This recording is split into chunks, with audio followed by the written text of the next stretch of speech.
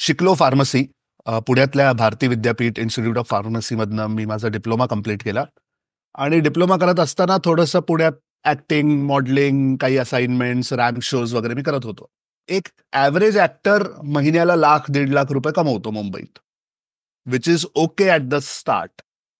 पण नंतर जेव्हा तुमचं लग्न होईल, मुलं होतील, तुम्हाला घर घ्यायचंय, गाडी घ्यायची आहे, तर हे पैसे काही खूप सफिशियंट पैसे नाही आहेत.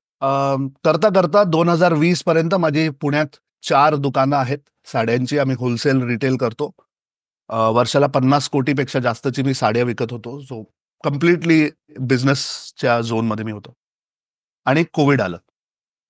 तर आपल्याला सगळ्यांना माहितीच आहे की कोविडमध्ये सगळ्यांचीच दुकानं बंद होती काही काळासाठी. जेव्हा कोविडचं लॉकडाऊन होतं, मी साताऱ्यात होतो, म्हणजे माझ्या सासूरवाडीत होतो. आणि डिजिटल मार्केटिंग शिकत होतो. ऑनलाईन बसून आपले क्लासेस वगैरे मी करत होतो, वेबसाईट बिल्ड करत होतो. ते सगळं चालू होतं.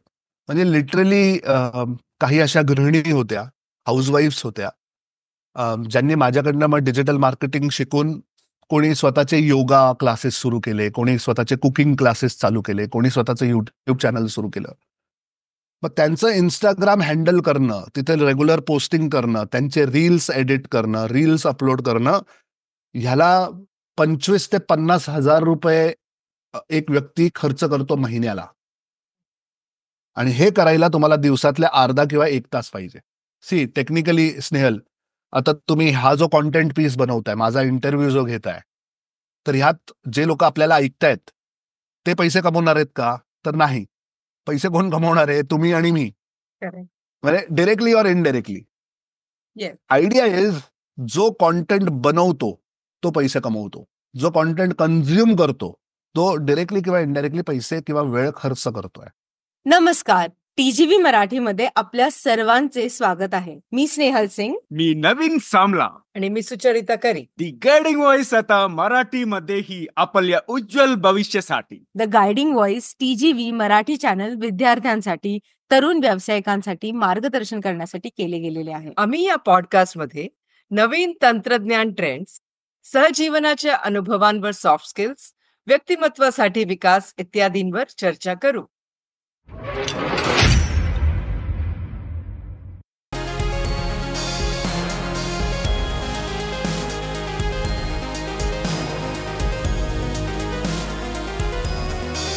नमस्कार, आज टीजीव्ही मराठी व्हर्च्युअल स्टुडिओमध्ये माझ्यासोबत जुडले आहेत संदीप बन्साली सर. आणि आजचा टॉपिक आहे डिजिटल आझादी. डिजिटल कौशल्यांद्वारे आर्थिक स्वातंत्र्याचा मार्ग उघडण्याचे संदीप बन्साली यांचे मिशन. तर ह्या विषयावर बोलण्यापूर्वी आपण थोडीशी गंमत करूया. मी काही रॅन्डम शब्द उल्लेखणार आहे आणि संदीप सरांना सांगणार आहे त्यांच्या मनात जो पहिला विचार येईल तो शब्द ऐकून तो त्यांना सांगायचा आहे, आणि मग आपण आपल्या आजच्या कॉन्व्हर्सेशनकडे मूव्ह करू. Hello, I'm Steve Ahern, one of the judges of the Asia Podcast Awards. I'm interrupting this episode to let you know that you're listening to an award-winning podcast. This podcast won its category in the 2024 Podcast Awards, so you know you're listening to quality. Enjoy your listening experience, and congratulations to the team who created this award-winning podcast for you.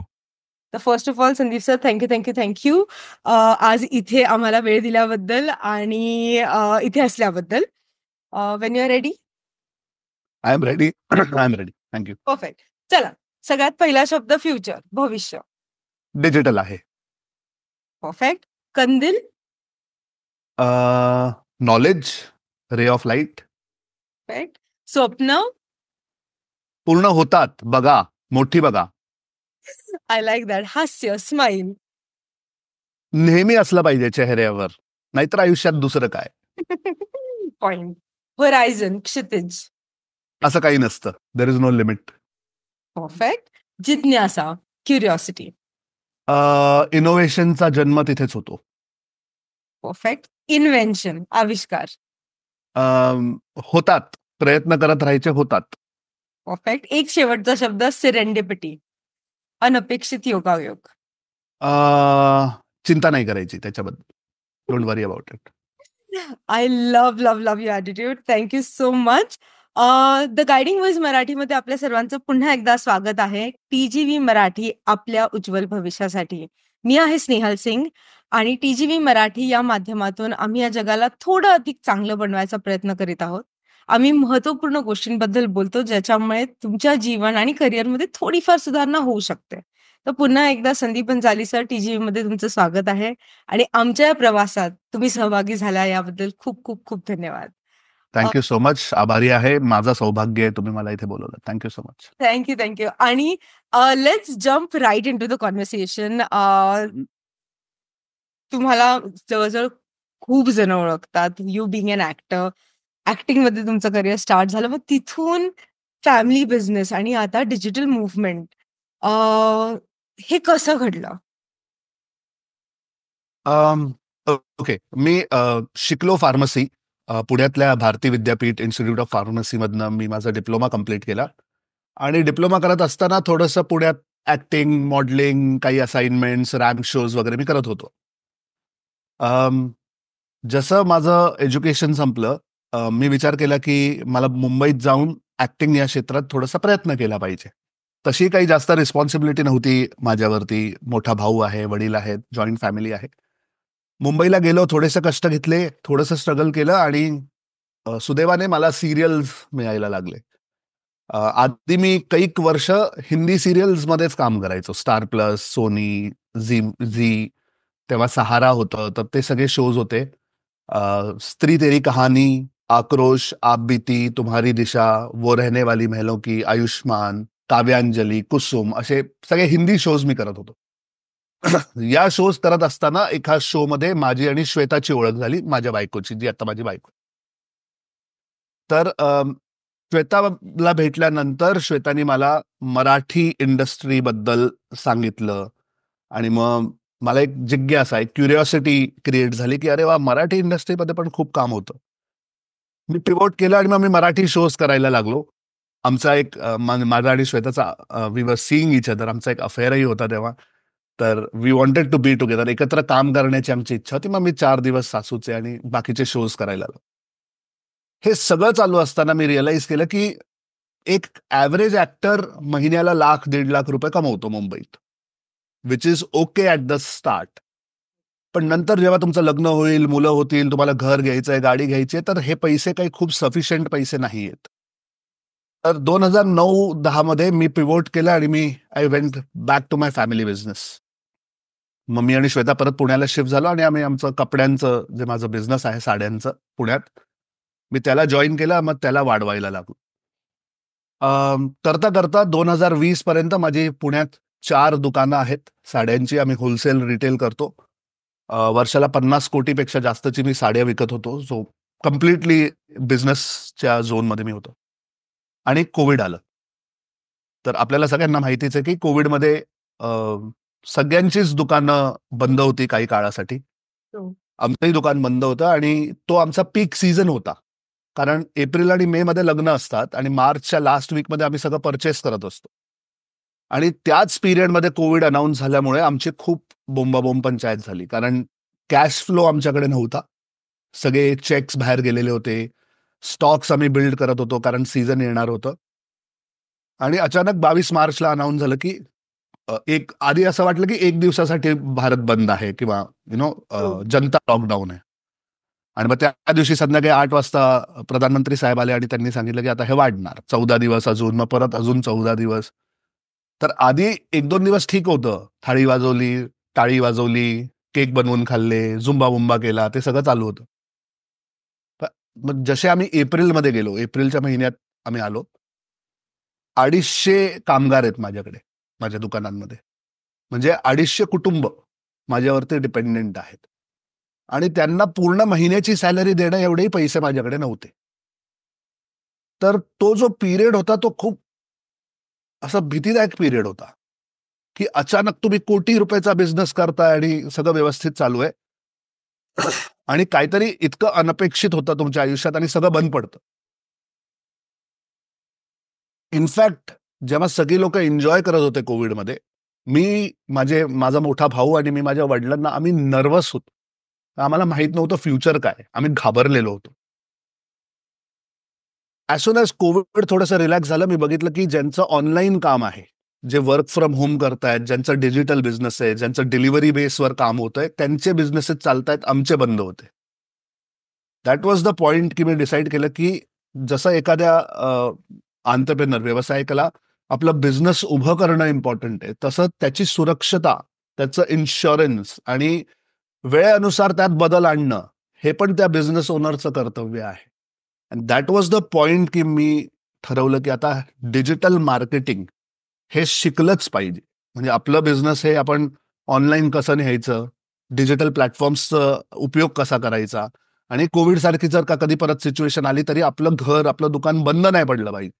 तर हो. त्याच्यासाठी digital marketing शिकायला मी सुरू केलं.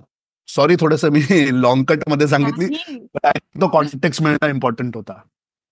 मला actually तेच म्हणायचं होतं की I can understand what your saying, कारण I had been in business for really long time, पण 2000 साल हा माझ्यासाठी actually the best year of business होता, कारण मी त्याच्या आधीपासून डिजिटलमध्ये होते, but it was not picking up as much.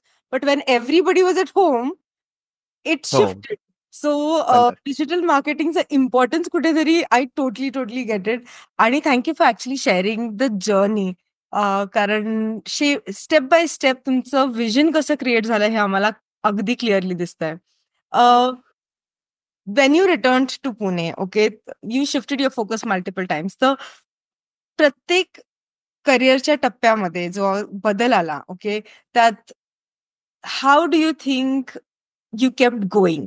म्हणजे resilience, adaptability, how did that happen? Okay. 2-3 गोष्टी मला इथे सांगाव्याशा वाटतात. एक म्हणजे लहानपणापासूनच माझ्या डोक्यात एक गोष्ट खूप अशी फिक्स आहे की वेनेवर, जेव्हा कधी तुम्ही तुमच्या आयुष्यात आउट ऑफ द बॉक्स काहीतरी एकदम नवीन करता, अनपेक्षित असेल, मे बी इव्हन डेंजरस झोनमध्ये असेल, करिअर वाईज, पैसा वाईज, सिक्युरिटी वाईज, जेव्हा कधी तुम्ही असं एक पाऊल उचलता, थिंग्स बिकम बेटर. एखादी नोकरी जाते माणसाची, आपल्याला असं वाटतं अरे नोकरी गेली, आता मी काय करणार, कसं करणार. 2 वर्षानंतर तो माणूस काहीतरी बेटरच करत असतो त्याच्यापेक्षा. इवन इन बिझनेस, कुठल्याही क्षेत्रात, even for a fact, girlfriend सोडून गेली तरी नेक्स्ट जी मिळते ती बेटरच मिळते. असा एक माझा प्रामाणिक मत आहे माझं. So I was never scared. मला भीती नाही वाटत. आणि तुम्ही जसं सांगितलं ना की माझा फोकस बऱ्याच वेळेला शिफ्ट झालं. इनफॅक्ट आय थिंक की I shifted my focus to the next better thing. मग कॉलेज करत असताना न पैसा लावून चांगलं इन्कम कसं येईल, तर ऍक्टिंगचं क्षेत्र. ऍक्टिंगच्या क्षेत्रात चांगलं करत असताना माझे चांगले शोज वगैरे चालू होते, पण एक चांगलं फायनान्स, चांगलं पैसे कसे कमवणार, तर पुढच्या गोष्टीकडे फोकस शिफ्ट करणं. आणि मग साडीचा बिझनेस करत असताना अजून नवीन काय येतंय क्षेत्रामध्ये, मग त्याच्याकडे आपलं फोकस शिफ्ट करताना. So it's always a progressive focus shift. एक गोष्ट मला भीती नाही वाटत. अँड सेकंड गोष्ट की I burn my bridges. Burn my bridges म्हणजे मी जेव्हा ऍक्टिंगमधनं साडीच्या बिझनेसमध्ये आलो, मी माझा मोबाईल नंबर चेंज करून टाकला, जो मुंबईत होता. सगळ्या शोजवाल्यांना सांगितलं की मला नाही काम करायचं आता आणि मी माझ्या बिझनेसमध्ये जाणार आहे. अँड देर वॉज नो वे की मी परत जाईन. तर तुमच्या बोट्स जेव्हा जळालेल्या असतात, त्या म्हणतात ना, आता तुम्ही परत नाही फिरू शकत. मग जे काय पुढे असेल त्याच्याकडे फुल फोकस, फुल ताकद, फुल मेहनत. अँड आय थिंक होऊन जातं. एवढं जास्त विचार करायची गरज नाही लागत, होऊन जातं. पण आय थिंक तो ऍटिट्यूड थोडा मुश्किलीने येतो, कारण की आजकाल even if we take relationship as an example, तर एक्झिट कडे लक्ष असून कधी कधी रिलेशनशिप मध्ये एंट्री केली जाते खूप वेळा. So I am glad that you saying दिस.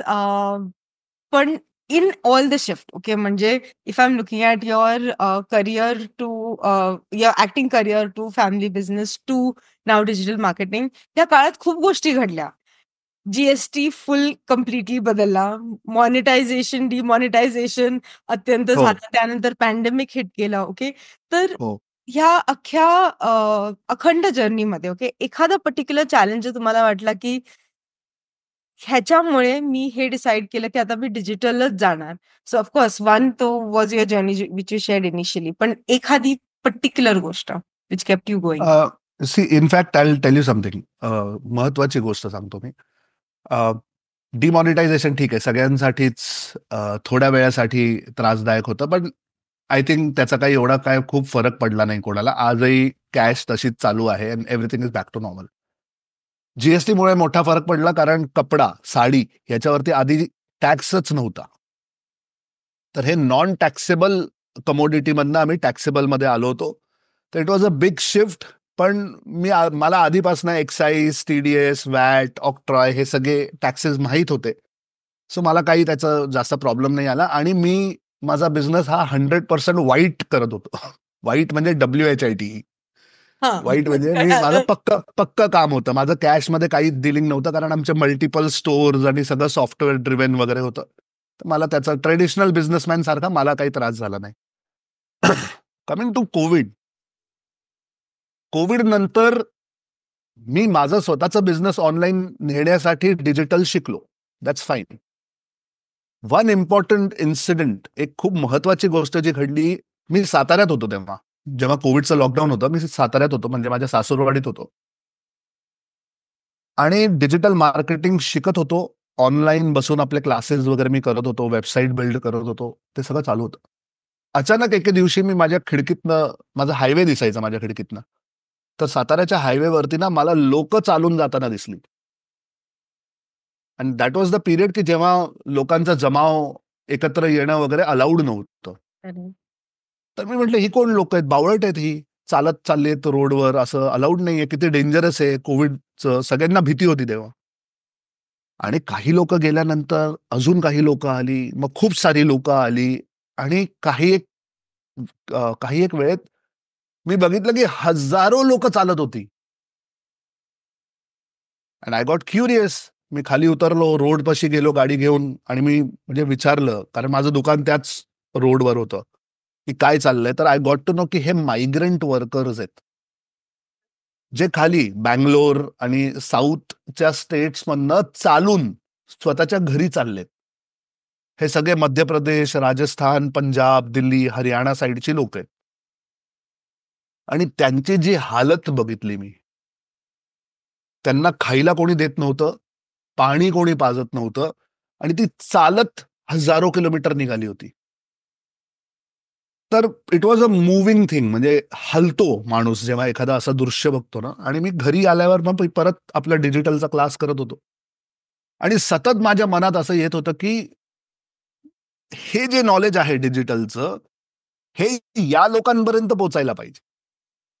कारण जर ह्यांनी डिजिटल मार्केटिंग शिकलं तर ह्यांना स्वतःचं गाव, घर, परिवार सोडून दुसरीकडे कामासाठी जावं लागणार नाही.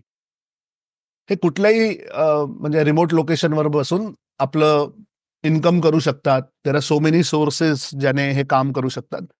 तर हे यांनी शिकायला पाहिजे.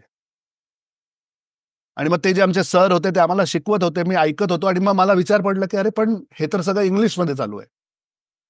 मग मी मोठे मोठे कोर्सेस, क्लासेस वगैरे लावून इंग्लिशमध्ये शिकतोय, पण ह्या लोकांना थोडी कळणार आहे किंवा हे लोक थोडी ना एवढे कोर्सेस अफोर्ड करू शकणार आहेत. तर ह्यांना कोणीतरी हिंदीमध्ये बेसिक नॉर्मल एकदम बेस लँग्वेजमध्ये कोणीतरी ह्यांना शिकवायला पाहिजे. मग विचार आला की हा, पण आपण असे असतो ना की शिवाजींनी जन्म घ्यावा पण आपल्या घरात नाही, शेजारच्या घरात. मग कोणी करायला पाहिजे, कोणीतरी करायला पाहिजे. मग मी विचार केला की मी का नाही करत. बिंग अ हिंदी ऍक्टर, माझी हिंदी चांगली आहे.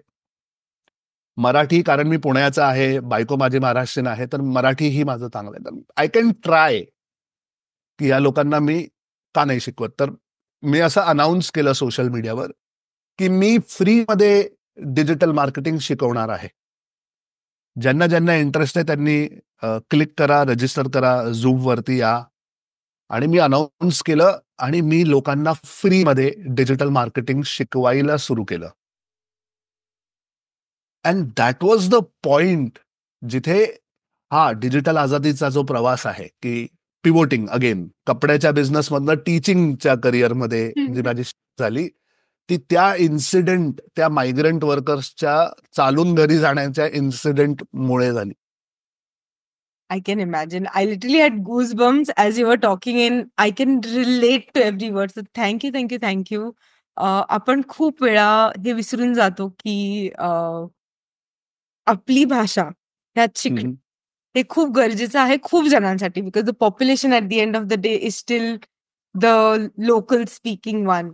आणि ॲज यू सेड, शिवाजी दुसऱ्याच्या घरी जन्म घ्यायचा वाट न बघता डिड इट सो अमेझिंग. पण मला हाच प्रश्न होता की टीचिंग, ओके, अंडरस्टँडेबल, ऍक्टिंग होतं, मग त्याच्यानंतर फॅमिली बिझनेस होता, something that you were aware of, तिथून टीचिंग आणि ते पण हिंदीमध्ये. So any challenges, how did you bring in audience जो अटेंड करेल, कारण लाईव्ह अटेंडीज आणणं ही एक again that is what many people struggle with. तर how did you make that happen? Okay, so teaching as an art, माझं काहीही background नाहीये टीचिंगचं. मी टीचर नाहीये, मी ट्रेनर नाहीये, मी कधी कोणाला काही शिकवलेलं नाहीये. इनफॅक्ट स्कूल लेवलमध्ये आपण काही भाषण कॉम्पिटिशन असते, एलोक्युशन वगैरे, ते केलं असेल तेवढंच, त्याच्या पलीकडे आपलं कधीही काही संबंध आला नाही. पण तीव्र इच्छाशक्ती जेव्हा असते ना, की मला हे करायचं आहे, आणि मी पहिल्यांदा जेव्हा केलं आणि लोकांना जी व्हॅल्यू मिळाली त्यातनं, म्हणजे लिटरली काही अशा गृहिणी होत्या, हाऊसवाईफ्स होत्या, ज्यांनी माझ्याकडनं मग डिजिटल मार्केटिंग शिकून कोणी स्वतःचे योगा क्लासेस सुरू केले, कोणी स्वतःचे कुकिंग क्लासेस चालू केले, कोणी स्वतःचं युट्यूब चॅनल सुरू केलं, आणि एकदम नॉर्मल असे 5, 10, 15,000, 25,000 रुपये महिन्याला त्यांनी कमवायला सुरू केलं. मग ते मला समोरून असं म्हणायचं की सर, तुमच्या नॉलेजमुळे माझी कमाई सुरू झाली, आय एम अर्निंग मनी, मी माझ्या फॅमिलीला सपोर्ट करते, हे सगळं ठीक आहे, पण आता माझे सासरे जे आहेत ना, ते मला रिस्पेक्ट देतात. आणि आता घरात मी जे म्हणते त्याला किंमत आली. तर ते ना असं डोक्याला असं हिट करतं की आपलं नॉलेज हे लोकांच्या आयुष्यात एवढे चेंजेस आणू शकतं. मनी, येस, मी शिकवणार, मी पैसे कमवणार, ते शिकणार, ते काम करणार, ते पैसे कमवणार, विच इज फाईन. पण हे ऍडिशनल बेनिफिट्स किंवा ह्या ज्या गोष्टी आहेत ह्या अदरवाईज नाही ना होऊ शकत. अग्रीड. मग दॅट बिकेम एन इन्स्पिरेशन. आणि मग लाईक बर्न युअर ब्रिजेस, मग मी ठरवलं की आता 100% आपल्याला हेच करायचंय. तर शिकवायचं कसं याचं प्रशिक्षण मी घ्यायला सुरू केलं. मग इंटरनॅशनल ट्रेनर्सकडनं, टीचर्सकडनं, how to teach, how to train, courses कसे बनवायचे, करिक्युलम्स कसे डेव्हलप करायचे, कसं स्टेप बाय स्टेप समोरच्याला शिकवायचं, प्रॅक्टिकल्स कसे आणायचे, टँजिबल आउटकम त्यांना मिळायला पाहिजे, याच्यासाठी काय काय करायचं, असं हे सगळं शिकून स्वतःला ट्रेन करून मी काम करायला लागलो. लोकांना एकत्र आणणं, अगेन, कारण तो डिजिटल मार्केटिंगचाच एक पार्ट आहे. तर फेसबुकवर ऍड्स रन करणं, इंस्टाग्राम, युट्यूबचा उपयोग करून घेणं आणि लोकांना इन्व्हाइट करणं आपल्या वेबिनारमध्ये, त्यांना व्हॅल्यू देणं आणि आपले प्रोडक्ट्स विकणं, हेच मी शिकवत होतो, तेच मी करत होतो आणि तेच मी पण शिकत होतो. So learning, implementing and earning हे सगळं एकत्र चालू होतं आणि आहे. आजही मी शिकतोय, आजही मी करतोय, आजही मी कमवतोय. हेच मी लोकांना पण सांगतो की इट्स व्हेरी इझी. म्हणजे तुम्ही जर 100% कमिटेड असाल तर काही रॉकेट सायन्स नाहीये, होऊ शकतं. तुमच्या मिशनचा अजून एक पार्ट आहे मल्टिपल सोर्स ऑफ इन्कम. हे आपण थोड्या वेळापूर्वी तुम्ही ह्याचा उल्लेख केला होता. तर हाऊ डू यू अप्रोच? म्हणजे एक तर डिजिटल मार्केटिंग शिकवणं काही जणांना सोपं असतं. As an I am not talking about teaching part, I am talking about the understanding part. खूप जणांना ते फार कॉम्प्लेक्स वाटतं आणि म्हणून तो राऊट नाही घ्यायचा ठरवलं जातं. तर इररेलेव्हंट ऑफ लोकांचा काय बॅकग्राऊंड, जसं तुम्ही आता एक्झाम्पल दिले, हे फार विविध बॅकग्राऊंडच्या लोकांना तुम्ही ट्रेन केलंय. तर हो. How does multiple source of income आणि teaching digital marketing work for you? So digital मार्केटिंगचे जे कोर आहेत ते एक 4-5 कोर आहेत. सगळ्यात पहिला कोर आहे तो आहे कॉन्टेंट क्रिएशन. व्हिडिओ कसे बनवायचे हे तुम्हाला कळायला पाहिजे. एडिटिंग कसं करायचं, शॉर्ट व्हिडिओ कसा, लॉंग व्हिडिओ कसा, ह्याचं जर का नॉलेज तुम्हाला आलं तर तुम्ही स्वतःला व्यक्त करू शकता. Similarly happens in image. Image म्हणजे फोटोज जे आपण इंस्टाग्रामवर शेअर करतो किंवा फेसबुकवर. हे इमेजेस कसे क्रिएट करायचे, पोस्टर्स कसे क्रिएट करायचे. And third type of content is text. म्हणजे कॉपी रायटिंग, ईमेल, वेबसाईट किंवा ब्लॉग हे कसं लिहिलं जातं. So images, videos and text हे तिन्ही मिळून कॉन्टेंट क्रिएशनचा पार्ट आहे. तर डिजिटल मार्केटिंगमध्ये सगळ्यात आधी तुम्ही कॉन्टेंट क्रिएट करायला शिका. सेकंड पार्ट आहे social media. Facebook, Instagram, LinkedIn, Twitter, YouTube हे सगळे प्लॅटफॉर्म स्वतःच्या फायद्यासाठी किंवा स्वतःच्या कामासाठी कसा उपयोग करणार. कारण एंटरटेनमेंट आणि एज्युकेशन ह्याच्यासाठी आपण यूज करतो हे प्लॅटफॉर्म्स, पण इन्कमसाठी कसं यूज करणार. तर ते प्लॅटफॉर्म्स त्या पॉइंट ऑफ व्ह्यूने तुम्ही शिकून घ्यायला पाहिजे. तर this is social media. Then comes website, की तुमची स्वतःची वेबसाईट कशी असेल, त्याचा एसईओ म्हणजे गुगलवरनं लोक तुमच्या वेबसाईटवर कशी येतील. तर याची जी काही सायन्स आहे ती समजून घ्या. हा एक इम्पॉर्टंट पार्ट आहे डिजिटल मार्केटिंगचा, तो करून घ्या. अँड देन कम्स ॲडव्हर्टिजमेंट्स, की पैसे देऊन फेसबुक, इंस्टाग्राम, यूट्यूब, गुगलला आपल्यासाठी काम करायला लावायचं. तर हा फोर्थ पार्ट आहे which is advertisements. And then the last part is की जे लोक तुमच्याबरोबर जोडली गेली आहेत या लोकांना ईमेल, SMS किंवा व्हॉट्सॲपद्वारे संपर्कात कसं ठेवायचं, त्यांना नर्चर कसं करायचं, त्यांना रिमाइंडर्स कसे पाठवायचे आणि स्वतःबरोबर जोडून कसं ठेवायचं, एक ट्राईब, एक कम्युनिटी कशी बिल्ड करायची, हे तुम्ही शिकायला पाहिजे. नाव द आयडिया इज हे 5 ॲस्पेक्ट डिजिटल मार्केटिंगचे जेव्हा तुम्ही शिकता, so these are the basics. पण हे 5 ॲस्पेक्ट शिकल्यानंतर तुम्ही हजारो प्रकारे पैसे कमवू शकता. फॉर एक्झाम्पल, तुम्हाला सोशल मीडिया जर का येत असेल तर तुम्ही स्वतःच्या सोशल मीडियावरनं तर पैसे कमवता, पण तुम्ही दुसऱ्यांचा सोशल मीडिया सांभाळू शकता. आज कितीतरी अशा गृहिणी आहेत, यंगस्टर्स आहेत, ज्यांना इंस्टाग्रामवर इन्फ्लुएन्सर बनायचं आहे. मग त्यांचं इंस्टाग्राम हँडल करणं, तिथे रेग्युलर पोस्टिंग करणं, त्यांचे रील्स एडिट करणं, रील्स अपलोड करणं, ह्याला 25,000 ते 50,000 रुपये एक व्यक्ती खर्च करतो महिन्याला. आणि हे करायला तुम्हाला दिवसातले अर्धा किंवा 1 तास पाहिजे. नाव इमॅजिन, तुम्ही काही नाही करत आहे, फक्त एक इंस्टाग्रामचा प्लॅटफॉर्म घेतलाय, तरी तुम्ही त्यातनं एक चांगला इन्कम स्वतःसाठी उभं करू शकता. 4-5 जणांचं काम घेऊन you become a Instagram handler. Similarly you can do for YouTube, similarly you can do for website. Same काम तुम्ही ॲड्ससाठी करू शकता. हे आहे फ्रीलान्सिंग. फ्रीलान्सिंग म्हणजे तुम्ही दुसऱ्यांसाठी काम करताय. तुम्ही तुमचा वेळ देताय, ताकद देताय, एनर्जी देताय, टाइम देताय आणि दुसऱ्यांसाठी काम करताय. नाव सेकंड इज, तुम्ही स्वतः इन्फ्लुएन्सर बना, तुम्ही स्वतःचे चॅनल बनवा, तुम्ही स्वतःचं नॉलेज शेअर करा आणि त्यातनं पैसे कमवा. Second type of income. Third is, तुमच्याकडे प्रोडक्ट असेल स्वतःचं किंवा काही सर्व्हिसेस असतील ऑफर करायला, ते बनवा, ते विकायला सुरू करा. त्यानंतर तुम्ही लोकांचे प्रोडक्ट्स रेकमेंड करू शकता. तुमच्या लिंकद्वारे जर कोणी परचेस केलं तर तुम्हाला कमिशन मिळतं. त्याला ॲफिलिएट मार्केटिंग असं आम्ही म्हणतो. So that becomes another source of income.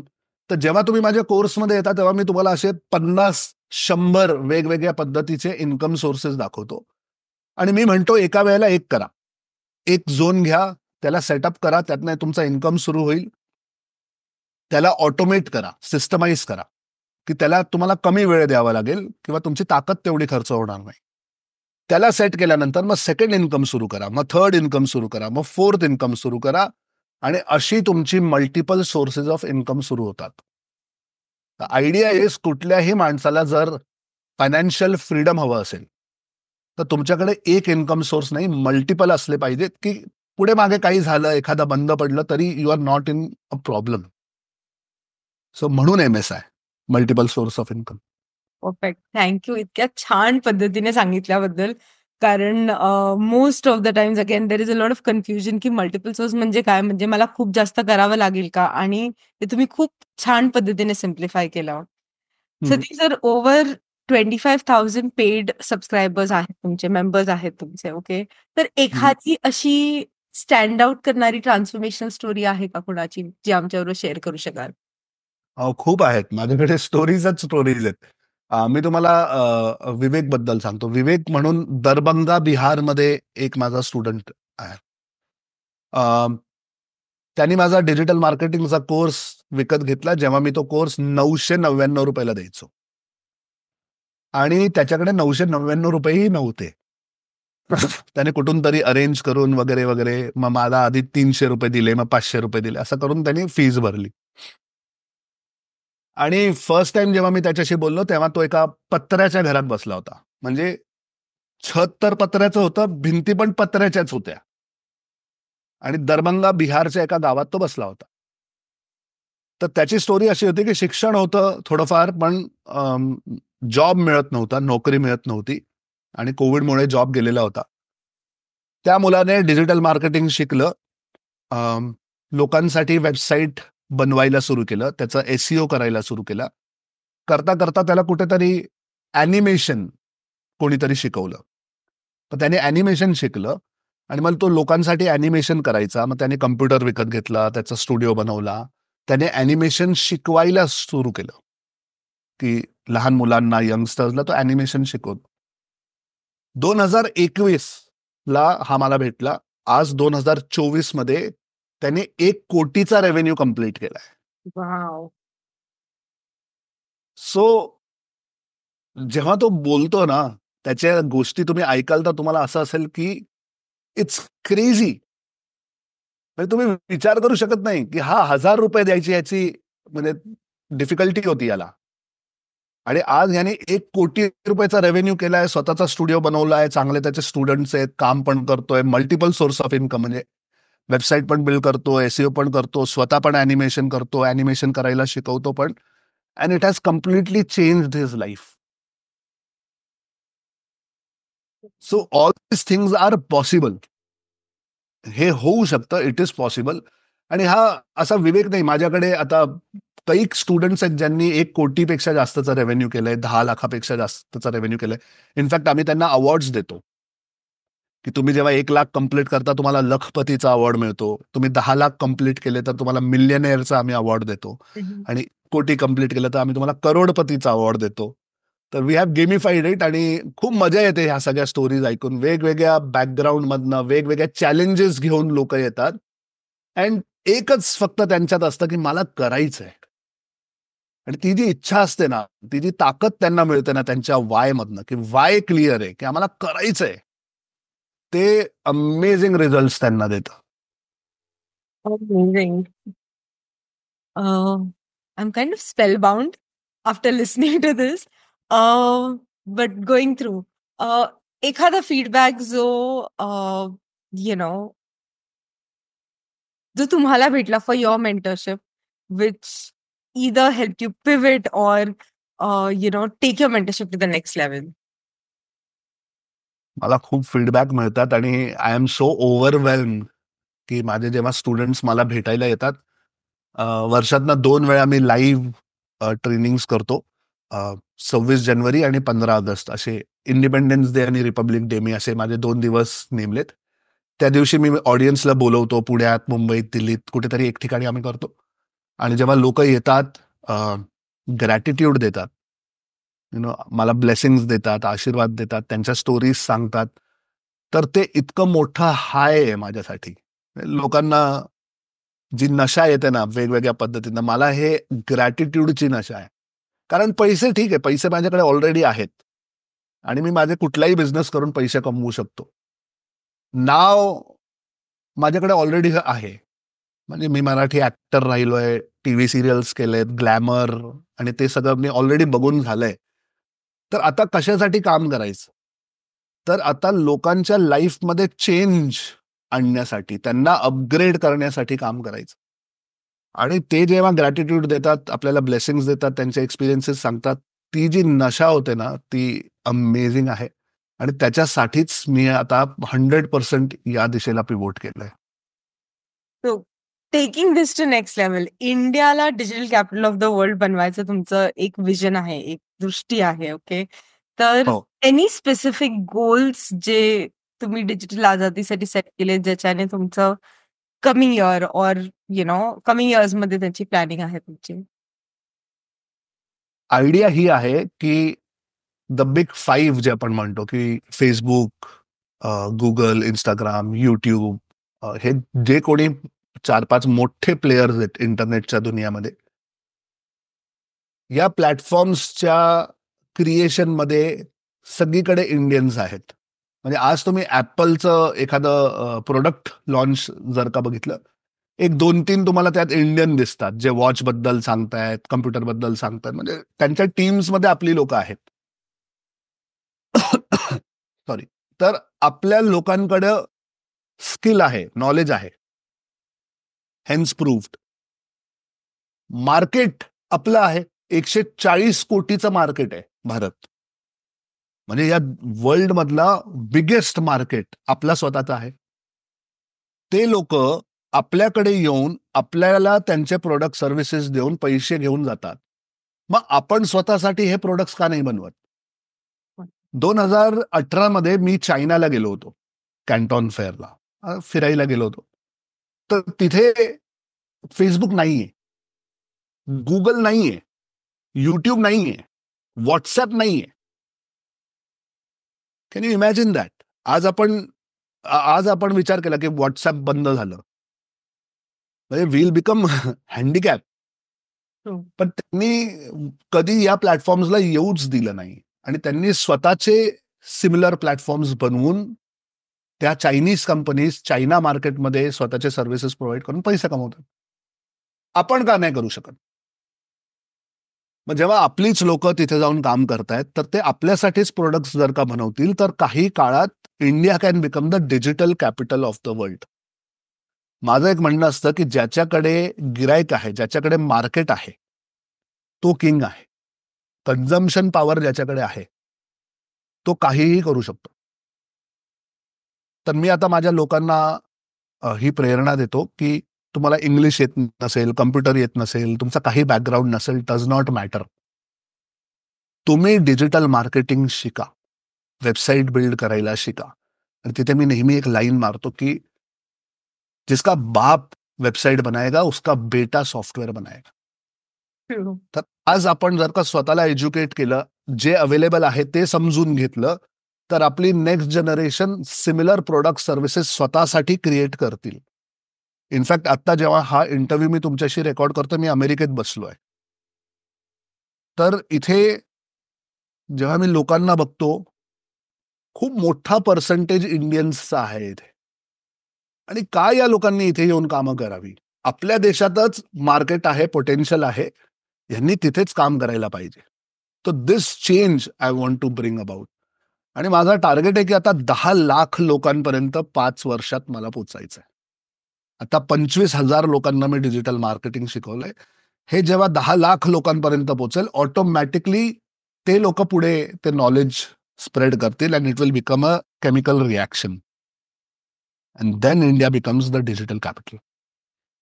ह्यालाच फॉलोअप म्हणून मला तुम्हाला विचारायचं, कारण आपण या दशकाबद्दल किंवा नेक्स्ट 10 इयर्स बद्दल जर बोललो, तर कुठले बेसिक डिजिटल स्किल्स तुम्हाला असं वाटतं की प्रत्येकाकडे असावेत, ज्याने बेसिक फायनान्शियल फ्रीडम असेल?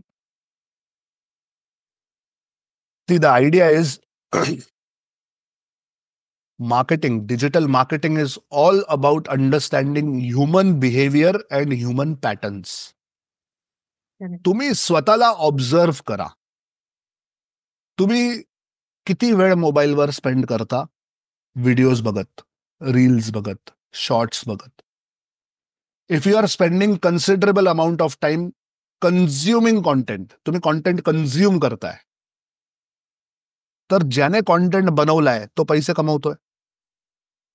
सी टेक्निकली स्नेहल, आता तुम्ही हा जो कॉन्टेंट पीस बनवताय, माझा इंटरव्ह्यू जो घेताय, तर ह्यात जे लोक आपल्याला ऐकतायत ते पैसे कमवणार आहेत का? तर नाही. पैसे कोण कमवणार आहे? तुम्ही आणि मी. म्हणजे directly or indirectly. Yes. Idea is जो कॉन्टेंट बनवतो तो पैसे कमवतो, जो कॉन्टेंट कन्झ्युम करतो तो डिरेक्टली किंवा इनडायरेक्टली पैसे किंवा वेळ खर्च करतोय. सो तुम्हाला कॉन्टेंट क्रिएटर बनायला हवं.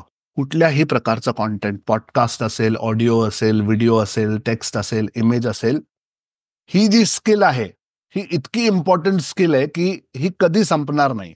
Because people want entertainment, people want education. आणि ह्या नीड्स कधी संपणार नाही आणि ह्या नीड्स सॅटिस्फाय करण्यासाठी तुम्हाला कॉन्टेंट क्रिएट करत राहावं लागेल. जो जेवढं कॉन्टेंट बनवेल क्वालिटी, तेवढा तो श्रीमंत बनणार आहे. This is future. Very well said. ह्यालाच अगेन फॉलोअप क्वेश्चन म्हणूया. ही मानसिकता कशी आणायची? How can one bring this mindset in? Sorry, say again. ही मानसिकता कशी आणायची? कारण हा असा विचार करायला there needs to be a mindset, however you can call it. तर what basic, or I wouldn't call it basic, but what kind of mindset you think one needs? See, माइंडसेटसाठी ना माझं नेहमी म्हणणं असतं, म्हणजे सायमन सिनेक नावाचे एक व्यक्ती आहेत जे लिडरशिप शिकवतात, आणि त्यांच्याकडनं एक गोष्ट जी मी घेतली ती आहे वाय, व्हॉट आणि हाऊ. सो सगळ्यात आधी ना तुमचा वाय खूप क्लिअर पाहिजे, की तुम्हाला का करायचं, तुमच्यात आग आहे का, कारण आहे का, रिझन आहे का, आणि त्या इंटेन्शनला इंटेन्सिटी आहे का. कारण मला श्रीमंत बनायचंय हे इंटेन्शन आहे, पण इंटेन्सिटी आहे का त्यात. तर वाय जर का क्लिअर असेल तर व्हॉट म्हणजे मी काय करायला पाहिजे, आणि हाऊ कसं करायला पाहिजे ते खूप इझी आहे. सो माझं असं म्हणणं असतं की माइंडसेट हा वाय वरनं येतो. तर तुमचा वाय जर का स्ट्रॉंग असेल तर माइंडसेट बनवणं सोपं आहे. One easiest thing is get into like minded communities. See, तुम्हाला देवाकडे तुमचं लक्ष असेल तर तुम्ही सत्संग जॉईन करता, भजन मंडळी जॉईन करता, तर तुम्हाला जर पैसे कमवायचे असतील, तुम्हाला जर स्वतःला अपग्रेड करायचं असेल तर त्या प्रकारची कम्युनिटी तुम्ही जॉईन करा, की जिथे लोक त्याच बद्दल बोलतात, त्याच बद्दल विचार करतात, समविचार असतात, एकमेकांना हेल्प करतात, एकमेकांना गाईड करतात. अशा कम्युनिटीचा जर का तुम्ही पार्ट बनलात तर तुमचं माइंडसेट ऑटोमॅटिकली बनायला लागतं. आणि मग देर इज कन्सिस्टन्सी, की तुम्हाला त्या माइंडसेटमध्ये राहणं पण इम्पॉर्टंट आहे. कारण एक दिवस आपल्याला असं वाटलं की हो मला करायचंय, मी करते, आणि मग दुसऱ्या दिवशी परत आपण बॅक टू रुटीन लाईफ गेलो तर इट डज नॉट हेल्प. तर तुम्हाला ते कन्सिस्टंट राहण्यासाठी you start educating your self in it. तर तुम्ही त्या कम्युनिटीमध्ये राहिलात आणि त्याच्याबद्दल शिक्षण घ्यायला सुरू केलं, नॉलेज घ्यायला सुरू केलं, automatically you start working towards it. होऊन जातं ते. Totally. I think I agree to the concept where we say ना की you are an average of 5 people you spend the most time with. तर Yeah. तो ग्रुप तुमचा तुम्ही develop करताय का? तुम्हाला ज्या दिशेने जायचे त्याच दिशेची लोक तुमच्या बरोबर आहेत का? हा एक प्रश्न आय थिंक आपल्या सगळ्यांनी स्वतःला नेहमी विचारायला हवा. संदीप सर, आणि स्नेहल, मी थांबवतो तुम्हाला एक सेकंड इथे, पण एक खूप इम्पॉर्टंट गोष्ट इथे सांगू इच्छितो. ती जी श्रीमंत लोक आहेत, पॉझिटिव्ह विचार करणारी लोक आहेत, किंवा ज्यांनी खूप चांगलं केलं आयुष्यात, अशी जी लोक आहेत, ती 5 लोक माझ्या बरोबर का राहतील? ती लोक मला त्यांच्या सोबत का ठेवतील? ते माझे फ्रेंड्स का बनतील? असा विचार येतो, आणि मग ह्या आयडियाला डिसमिस केलं जातं. So I say you are the sum average of 5 people around you. Does not mean की ते तुमचे मित्र असले पाहिजेत. डज नॉट मीन की तुम्ही त्यांच्या ऍक्च्युअली घरात किंवा त्यांच्या ग्रुपमध्ये फिरताय. हे ते 5 लोक आहेत ज्यांचं तुम्ही ऐकताय.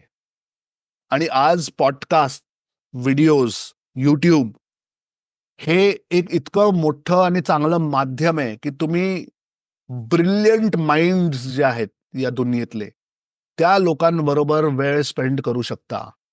तर हे माझं समोरून आव्हान आहे लोकांना, की फालतूचे मित्र आणि अनवॉन्टेड रिलेशनशिप्समध्ये वेळ आणि ताकद घालवण्यापेक्षा तुम्ही चांगला कॉन्टेंट कन्झ्युम करा. ज्या क्षेत्रात तुम्हाला जायचंय, ज्या दिशेने तुम्हाला फॉरवर्ड जायचंय, त्याच्याबद्दल जी लोक बोलतात त्यांच्याबरोबर ऑनलाईन टाइम स्पेंड करा. It's as equal as what we said, that you're the sum average of 5 people around you. So take this. Thank you for simplifying it and answering that question. कारण हो, as a coach मला पण खूप वेळा हा प्रश्न येतो की स्नेहल, पण ते का मला का त्यांच्या लाईफमध्ये एंट्री देतील? And Correct. This is exactly what I intend. So thank you. Just for fun, Sandeep sir, anything surprising about you that people still don't know, whether it is from your acting career, your life in general, एखादी गोष्ट जी खूप जणांना नाही माहिती तुमच्याबद्दल? हम्म. अं, मला स्टेशनरीची shopping करायला आवडते.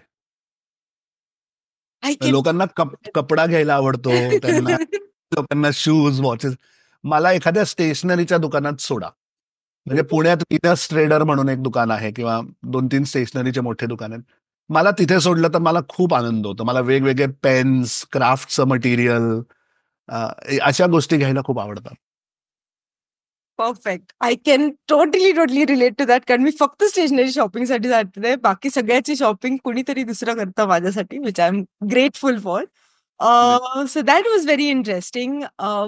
लास्ट फन सेक्टरकडे मूव्ह करायच्या आधी एखादा मेसेज जो तुम्हाला असं वाटतं की आजच्या अस्पायरिंग ऑन्टरप्रिनर्सला, व्यावसायिकांना, उद्योजकांना तुम्हाला द्यावासा वाटतं? मी सगळ्या लोकांना ना एक फॉर्म्युला देतो आणि तोच इथे देतोय. तो फॉर्म्युला आहे E+R is equal to O. E म्हणजे इव्हेंट, तुमच्या आयुष्यात झालेले इव्हेंट्स, घटना आहे. एखादा माणूस गरीब घरात जन्म घेतो, एखादा श्रीमंत घरात. कोणाचे आई वडील शिकलेले असतात, कोणाचे नसतात, कोणाचे फार्मर असतात, कोणाचे इंडस्ट्रियलिस्ट असतात. हे सगळे इव्हेंट्स आहेत आपल्या आयुष्यातले. याच्यावर आपला काही कंट्रोल नाहीये. This is life and it happens to us. पण या इव्हेंट्समुळे खूप काही घडत नाही. E+R. R is response. की तुम्ही तुमच्या आयुष्यात झालेल्या इव्हेंट्सवर रिस्पॉन्स कसा देता, त्याच्यावर इज इक्वल टू O म्हणजे तुमच्या लाईफचा आउटकम हा डिपेंडेंट आहे. सी, अंबानी 2 भाऊ, जेव्हा त्यांचा बंटवारा झाला प्रॉपर्टीचा वगैरे, दोघांना इतके पैसे मिळाले की आपण विचार पण करू शकत. पण आज जगातला श्रीमंत आहे एक भाऊ आणि दुसरा भाऊ तुमच्या माझ्यापेक्षाही गरीब झालाय. सर, त्यांची सुरुवात कशी झाली ह्याने काही फरक नाही पडत. त्यांनी आयुष्यात केलं काय याच्यावरती सगळं डिपेंडेंट आहे. So my only message to everybody listening to this is, तुमच्या आयुष्यात आजपर्यंत काय झालंय, चांगलं झालंय, वाईट झालंय, जे काही पण झालंय ते पास्ट आहे, ते बदलू शकत नाही. You have no control over it. पण आजपासून तुम्ही जे करणार आहात ह्याच्यासाठी 100% तुम्ही रिस्पॉन्सिबल आहात. तर आजपासून पुढे जर का तुम्ही गरीब राहिलात, दुर्बल राहिलात, दीन राहिलात, यू आर रिस्पॉन्सिबल. तुमच्यामुळे तुम्ही गरीब राहणार आहात, कारण ऑपॉर्च्युनिटीज भरभरून आहेत.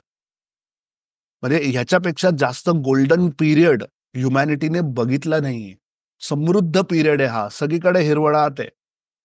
तुम्ही काहीतरी शिका, काहीतरी काम करा, चांगले पैसे कमवा, चांगली लाईफ जगा. हे सगळं पॉसिबल आहे if you take the right action. तर आजपासनं लोकांना दोष द्यायचं बंद करायचं.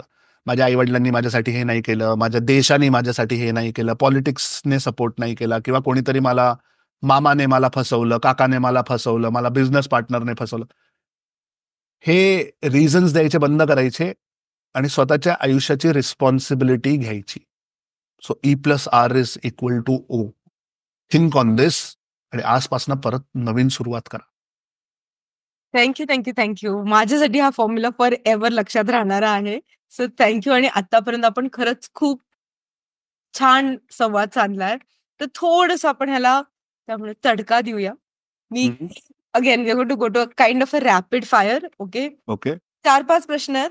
जे तुम्हाला वाटतं ते विदाउट फिल्टर सांगा. ओके. ओके. सगळ्यात पहिला प्रश्न, जर तुम्हाला कुठे असा प्रचंड मोठा बिलबोर्ड लावायची संधी भेटली, ज्याच्यावर एक मेसेज असेल, तर तो काय असेल? कुठेतरी उत्तर दिलेलं आहे ऑलरेडी, पण मी म्हणेन की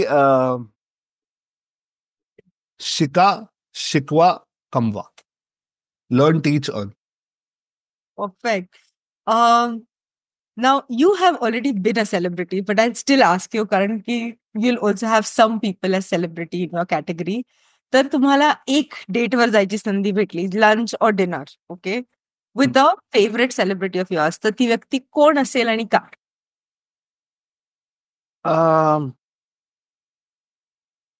मला अमिताभ बच्चन बरोबर डेटवर जायला आवडेल. युजली लोक विचार करतात की एखाद्या फिमेल ऍक्ट्रेस बरोबर डेटवर जाऊ, पण तसं नाहीये. मला अमिताभ बच्चन बरोबर आवडेल कारण I give you a reason. मला असं वाटतं की त्या माणसाने त्याच्या आयुष्यात स्टारडम ज्या काही लेवलला बघितलं ते नॉट 99.9999% लोकांना ते कधीच अनुभवायला मिळणार नाही. And he failed after that and he stood back again. म्हणजे एकदम हायवर गेल्यानंतर त्या माणसाने त्याच्या आयुष्यात लॉसेस केले, झिरोवर आला आणि परत झिरोपासनं स्टारडम पर्यंत गेला. तर मला त्यांना काही प्रश्न विचारायचे, मला त्यांचा माइंडसेट हा जाणून घ्यायचा आहे. मला त्यांना विचारायचं की व्हॉट केप्ट हिम गोईंग. कारण काय होतं ना, जेव्हा आपलं सगळं चांगलं चालू असतं तेव्हा बोलायला आपण काहीही बोलू शकतो, पण जेव्हा वेळ खराब येते ना, तेव्हा माणसाचं जे डोकं खराब होतं आणि जेव्हा म्हणजे कोणी नसतं तुम्हाला हेल्प करायला, तेव्हा तुम्ही कसं स्वतःला जपता, हे मला त्यांच्याकडनं शिकायचं आहे. इंटरेस्टिंग. वाव. हां, ओके. जर तुम्हाला एका दिवसासाठी नियम बनवायची संधी भेटली, जो सगळ्यांना पाळावाच लागेल, तर काय नियम बनवाल? ओके, लाईक मी प्रधानमंत्री वगैरे झालो आणि मी नियम बनवला तर येस. रोज संध्याकाळी 8 वाजता 1 तासासाठी प्रत्येकाने काहीतरी नवीन शिकायचं. हा मी रूल बनवणार आहे. 8 PM should be learning our of India. Wow! I love that. Last question. जर डिजिटलबद्दल बोलतोय, तर जर तुम्हाला एखादं आधुनिक साधन किंवा इनोव्हेशन करायची संधी भेटली, तसं काय साधन बनवाल? मी टेलिट्रान्सपोर्टेशन बनवीन. म्हणजे ते असतं ना एअरपोर्टवरती आपण एखाद्या मेटल डिटेक्टरमधनं आत त्या त्या चौकोनी रिंगमधनं आपण जातो. तर तसं एखादा मशीन बनवायला पाहिजे, की इथे माणूस आत गेला आणि जिथे कुठे त्याला निघायचंय तिथे तो बाहेर पडेल. कारण मी जसं सांगितलं, की आत्ता मी अमेरिकेत आहे आणि काही दिवसांपूर्वी माझ्या मुलीचा वाढदिवस होता आणि 14वा वाढदिवस होता तिचा. तर फर्स्ट टाईम इन 14 इयर्स मी तिचा वाढदिवस मिस केला आणि इतकं मला वाईट वाटत होतं. मला इथे म्हणजे मी माझ्या एज्युकेशनसाठी इथे आलेलो आहे. पण मला असं वाटत होतं, की काश एक मशीन असती. त्या मशीनमध्ये इथे गेलो असतो, तिथे निघालो असतो, बर्थडे अटेंड केला असता आणि परत आलो असतो. Beautiful. Thank you for everything. Time, आज जे पण तुम्ही शेअर केलं, आय एम प्रिटी शुअर की प्रत्येक लिस्नरसाठी त्यात काहीतरी टेकअवे आहे. माझ्या स्वतःसाठी भरपूर टेकअवेज आहेत ह्यात. So thank you for that. आणि बिफोर वी क्लोज, एखादा शेवटचा मेसेज काही बोलायचं असेल that you want to say to the audience or me? Thank so much Snehal for this opportunity. मला इथे बोलवल्यासाठी थँक सो मच. जाता जाता फक्त एवढंच म्हणू इच्छितो सगळ्यांना, की इतकं डिफिकल्ट नाहीये आयुष्य. तुम्हाला जे काय करायचं आहे ना, ते होतं, provided you take the first step forward. तुम्ही एक पहिला पाऊल फक्त उचला आणि प्रयत्न करा, गोष्टी होतात. Trust me, take the step forward. Thank you so much. आणि पुन्हा एकदा सर, आज आमच्यासोबत जुडल्याबद्दल खूप धन्यवाद. आणि मित्रांनो, हा होता आमचा एपिसोड संदीप सरांबरोबर. जाण्याआधी, शेवटच्या भागाकडे मुडण्याआधी पुन्हा एकदा TGV चॅनलला सबस्क्राईब केलं नसेल तर प्लीज करा. आणि जर तुम्हाला आजचा एपिसोड आवडला असेल तर कमीत कमी 3 जणांबरोबर शेअर करा. कदाचित त्यांनाही यातून काहीतरी फायदा होईल आणि आम्हाला 3 सबस्क्रायबर्स भेटतील. तर win win situation for everyone. And listen to other episodes as well. So thank you. पुन्हा भेटूया नेक्स्ट एपिसोडमध्ये. Thank you Snehal, thank you TGV. Previous सेगमेंटमध्ये आपल्या सगळ्यांचं स्वागत आहे. आणि आजच्या 3 सगळ्यात कमी माहीत असलेल्या इंडियन फिल्म इंडस्ट्रीबद्दलच्या काही गोष्टी मी तुमच्याबरोबर शेअर करणार आहे. सगळ्यात पहिली, मेथड ॲक्टिंगचे जनक. बॉलिवूडमध्ये मेथड ॲक्टिंग प्रसिद्ध होण्याआधी दिलीप कुमार यांनी ती व्यापक प्रमाणावर अंमलात आणली होती. भूमिकांसाठी ते सखोल तयारी करायचे. अगदी स्वतःला वेगळं करून पात्र समजून घेण्याचा प्रयत्न त्यांनी पुरेपूर केला. दुसरी गोष्ट, कॅमेऱ्याच्या मागे महिला योगदान.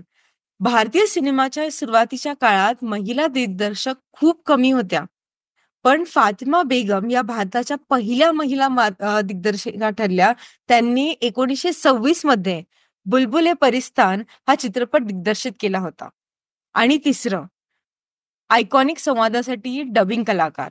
भारतीय चित्रपटातील अनेक आयकॉनिक संवाद मूळ कलाकारांनी स्वतः डब केलेले नसतात. उदाहरणार्थ 1950च्या दशकात शमशद बेगम सारख्या डबिंग कलाकारांनी अशा कलाकारांसाठी संवाद डब केले ज्यांना हिंदी बोलताही येत नव्हते. तर तो होता आजचा आपला ट्रिव्हिया सेगमेंट.